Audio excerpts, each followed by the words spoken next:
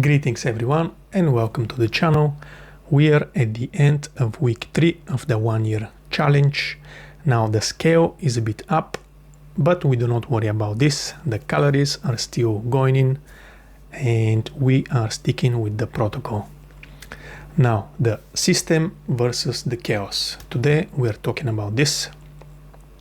Now a guy approached me the other day, frustrated that some people were not putting the plates away after they finish their sets, which just shows a general lack of discipline.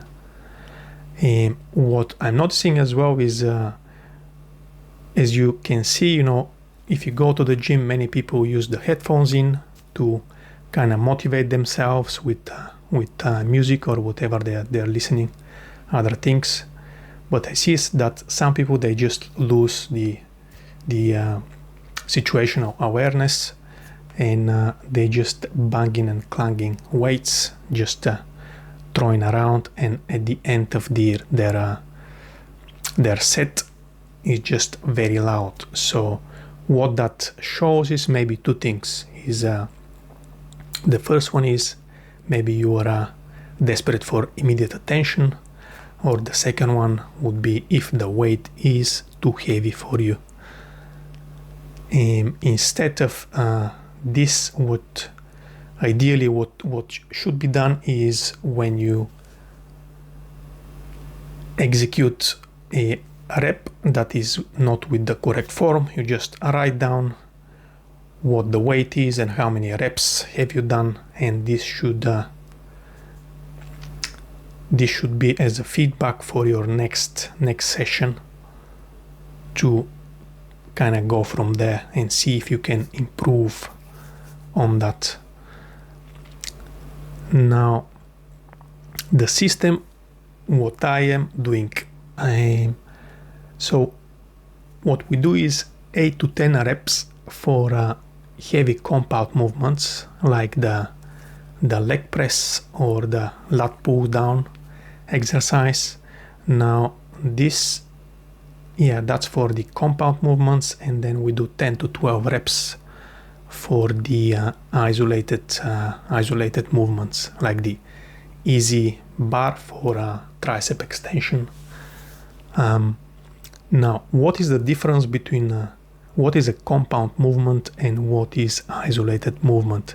Now the compound it involves more than two joints, and it involves multiple muscle groups. Let's say for the lat pull down, you're involving the shoulder as well as the elbow joint, right? And let's say you're doing a leg press, and then you got the hip joint with the knee joint that are doing the work. And then the isolated movements is just one joint that is involved and specifically targets just one specific muscle group. Now stop training harder if you are not seeing results. Now this is something that I saw during this week somewhere, and this is very true. So let's say that you go to the gym on a daily basis, you're doing this month by month, and the time goes on and you don't see any results. Now should you continue doing what you're doing, or you should change something? Of course you should change something. So that means the system is broken. So either the reps are not right, the exercises, or something in maybe the dieting is not correct.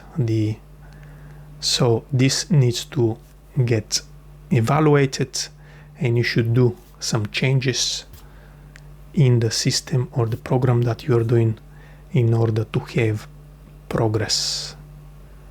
All right.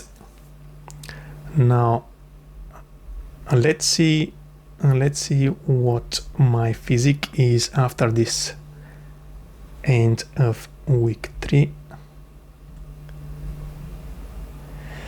And we're looking at the front. Yeah, some fat is still there, and the fat will still be accumulated over the next months.